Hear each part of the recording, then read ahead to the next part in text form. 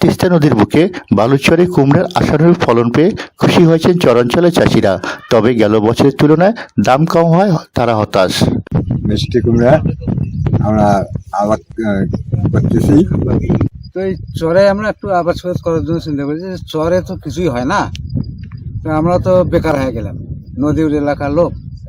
এই জন্য চরের মধ্যে কিছু মাদা করিয়া কুমড়া চাষ করছিলাম। পরে দেখলাম যে কিছু ওই এবার থাকিয়া কিছু সরকারি সহযোগিতা, মানে যেমন কৃষি মন্ত্রণালয় থাকিয়া কিছু উপদেশ পাই, RDRS থেকে কিছু উপদেশ পাই। এরা আবার বললো যে এইভাবে করলে ভালো হয়। তখন আমরা এই যে কেল কাটিয়ে এরকম নালা ড্রেন সিস্টেম করে ওখানে একটু ওই বালুর তো আর কিছু হয় না, তখন উঁচু জায়গার থেকে একটু ওই 10 মাটি নিয়ে আসি, খরচ করে কাঁধে করে নিয়ে আসি, কেউ গাড়িতে নিয়ে আসি, আসিয়ে দিয়ে একটা গোবর টোবর দিয়ে লাগাইছি। তো ফসল মোটামুটি আমাদের কর্মের ফল ইনসব ভালো হয়, কিন্তু আমরা দাম পাচ্ছি না ভালো। দামটা একটু ভালো হইলে আরও হয়তো আমরা একটু লাভবান হইতাম, আরও উৎসাহিত হইতাম যে আরও কিছু করা যাবে। নগদ টাকার প্রয়োজন হওয়ায় চরের চাষিরা কম দামে কুমড়া বিক্রি করতে বাধ্য হচ্ছেন। বাজারে কুমড়া সরবরাহ অনেক বেশি, চাহিদার তুলনায় সরবরাহ বেশি হয়, কুমড়ার দাম কমেছে। আলুর বাজার দর কম হওয়ায় এটার প্রভাব পড়ছে কুমড়া সহ অন্যান্য সবজির উপর। নদী অঞ্চলের লোক আমরা, মূলত এগুলা শহর এলাকা, বালু দুদু বালু, যে সময় বন্যা নেমে যায় বালু হয়ে যায়।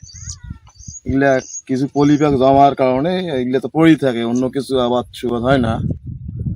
মূলত আমরা চিন্তা ভাবনা করি যে কুমড়া লাগাইলে কিরকম হবে।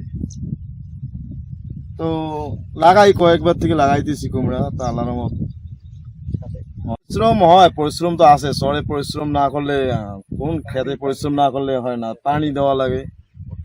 আগে তো খাল মানে আমরা গর্ত করি কুমড়া লাগাইতাম, এখন ওটাতে পরিশ্রম বেশি। এখন আমরা এই ড্রেন সিস্টেম করছি, এই ড্রেনের মধ্যে বেশি লাগাই, সার প্রয়োগ করি। আগে থেকে কিছুটা তৈরি করতে হয়। আর পানি মনে করেন 5 থেকে 6টি পানি দিলে আল্লাহর রহমত কুমড়ার ফল একবারে ফসল ঘরে ওঠে। কৃষি সম্প্রসারণ অধিদপ্তর জানায়, এবছর রংপুর অঞ্চলের 5 জেলা লালমনিরহাট, কুড়িগ্রাম, রংপুর, গাইবান্ধা ও নীলফামারীতে 12,500 হেক্টর জমিতে কুমড়া চাষ করা হয়েছে। প্রতি হেক্টর জমিতে কুমড়ার ফলন পাওয়া যায় 25 থেকে 30 মেট্রিক টন। 80% কুমড়া উৎপন্ন হচ্ছে তিস্তা নদীর বুকে বালুচরে। মানে এখানে তো জমির তো এগুলো কিছুই আবাদ হয় না। এখন আমরা চিন্তা করতেছি যে মিষ্টি কুমড়া লাগাই, যদি লাভবান হই। তাই ইনশাল্লাহ RDRS থেকেই আমরা বৃষ্টির সহযোগিতা সব কিছুই পাইছি এবং এই বীজ নিয়ে আমরা লাগাইছি। আল্লাহর রহমতে মোটামুটি ক্ষেত ইনশাল্লাহ খুব ভালোই হয়েছে। পরিশ্রমও আমরা করছি মোটামুটি, আল্লাহর রহমতে পরিশ্রমের ফল পাচ্ছি, কিন্তু আমরা দাম পাচ্ছি না, এই কারণে আমরা একটু হতাশ হয়ে গেছি। আমরা চিন্তা ভাবনা করলাম চরের প্রতি জমিটাতে কিভাবে কি আবাদ করা যায়। সেই চিন্তা থেকেই এই মিষ্টি কুমড়া, তরমুজ এগুলা এসব আবাদ করতেছি। বিভিন্ন সংস্থা যেমন RDRS আমাদেরকে মোটামুটি সাহায্য করতেছে। আমরা এখানে বিগত 3-4 বছরের তুলনায় এবার আশাবাদী, এবার মিষ্টি কুমড়ার ফলনটা বেশ ভালো হবে। যদি দামটা একটু ভালো হয় তাহলে আমরা মোটামুটিভাবে আগামীতে আরও প্রশস্ত করব ইনশাল্লাহ। এই চরের মধ্যে কিছু আবাদ হয় না, তারপরে আবার বুদ্ধি করলাম কয়েকজন মিলে যে আমরা এখানে প্রজেক্ট দেবো। প্রজেক্ট দিয়ে আমরা এখানে কুমড়া ফলাইতেছি, তরমুজ ফলাইতেছি, ঘিরা ফলাইতেছি।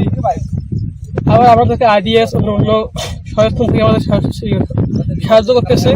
প্রতি কেজি কুমড়া উৎপন্ন করতে খরচ হয় 6 থেকে 60 টাকা। গেল বছর প্রতি কেজি কুমড়া বিক্রি হয়েছিল 70 থেকে 18 টাকা দরে। এবছর তা বিক্রি হচ্ছে 11 থেকে 12 টাকা দরে। গেল বছরের মতো দাম পেলে উৎপাদিত কুমড়া বিক্রি করে আশানুরূপ লাভবান হতেন চরের চাষিরা। এলাকার লোক যে মাঝে মাঝে যেটা উর্বর সেটা তো এলাকার লোক নেই, চাষাবাদ করে। আর যেটা করে না সেটাতে আমরা করি, এই বালুতে আমরা করবো। আমরা চিন্তা ভাবনা করলাম আমাদের এটা তো পুরোটাই চরাঞ্চল, এই চরাঞ্চলটাকে একদম দৈতু মরুভূমি বালু হিসেবেই পড়ে থাকে, কেউ কোনো কিছু আবাদ করে না। আমরা তখন কয়েকজন মিলে আমাদের মানে সদস্য, আমরা 25 জন সদস্য মিলে আমরা একটা চিন্তা ভাবনা করলাম যে বালুচরগুলোকে আসলে কিভাবে কাজে লাগানো যায়। সেই পরিপ্রেক্ষিতে আমরা আমাদের এই জায়গাটাতে আমরা প্রথমত মিষ্টি কুমড়া লাগানোর চিন্তা ভাবনা করলাম। তো মিষ্টি কুমড়াতে আমরা মোটামুটি এইভাবে আশাবাদী, আলহামদুলিল্লাহ আমাদের ভালো ফলনও হয়। তুলনামূলকভাবে দামটা কম। আমরা গত বছর যেমন আমরা পেয়েছি 18 টাকা করে কেজি, এবছর আমরা পাচ্ছি মাত্র 12 টাকা করে কেজি। তো এই দিক থেকে আর কি দামের ক্ষেত্রটা যদি একটু মানে বিশাল কাজ করে আর কি, সেক্ষেত্রে আমাদের হয়তো লসের দিকে যেতে হয়। আশা করতেছি যে লস হয়তো আমাদের হবে না। আমাদের ভবিষ্যৎ পরিকল্পনা হচ্ছে যে আমাদের মূল পরিকল্পনাটা হচ্ছে যে 1 ইঞ্চি জমি যেন পড়ে না থাকে। এই 1 ইঞ্চি জমি যদি পড়ে না থাকে তাহলে হয়তো আমরা বাংলাদেশের কৃষিতে একটা পুষ্টি চাহিদা আমরা মেটাতে পারবো বলে আমরা মনে করি। চরের চাষিরা গ্রুপ তৈরি করে তিস্তার বুকে পরিত্যক্ত বালুচরে কুমড়া, তরমুজ, ভুট্টা, বাদাম ও মিষ্টি আলু উৎপন্ন করছেন। পরিত্যক্ত চরে ফসল ফলাতে উন্নয়ন সংস্থা আরডিআরএস বাংলাদেশ ও কৃষি বিভাগ থেকে চরের চাষিদের বীজ, সার সহায়তা ও টেকনিক্যাল পরামর্শ দেওয়া হয়। আমরা এই জায়গাগুলোতে কৃষকদের উদ্বুদ্ধ করার জন্য তাদের আমরা সার, বীজ, কীটনাশকের সাপোর্ট আমরা দিই এবং হলো যে তাদের প্রাথমিক যে পরামর্শটা সেটা দিচ্ছি এবং মাঝে মাঝে তাদের আসলে কিভাবে এটা আরো ভালো করা যায় সে ব্যাপারেও আমরা পরামর্শ দিয়ে থাকি মূলত আরডিআরএস থেকে। আচ্ছা, দামের ক্ষেত্রে আমরা কৃষকদের সঙ্গে কথা বলতেছি, তারা বলতেছে যে দামটা এখন গত বছরের তুলনায় এই বছর অনেক কম। আমরা চেষ্টা করতেছি যে কোনোভাবে এটা মার্কেট কোনোভাবে লিঙ্কেজ করে দেওয়া যায় কিনা। মার্কেটের দামটা কম হলো যে আমাদের এই মিষ্টি কুমড়াটা সংরক্ষণের একটু অভাব সাধারণত থাকে, যে আমাদের কৃষকরা যখন উৎপাদনটা করে একটু পরেই তারা সেল দিতে চেষ্টা করে সঙ্গে সঙ্গে, মানে সবাই একসঙ্গে হারভেস্টটা করে ফেলে এবং একসঙ্গে সেল করে, যার কারণে মার্কেটটা সমস্যা। তারা পরিত্যক্ত বালুচরে ফসল উৎপাদন করে দেশের খাদ্য ভাণ্ডারকে সমৃদ্ধ করছেন।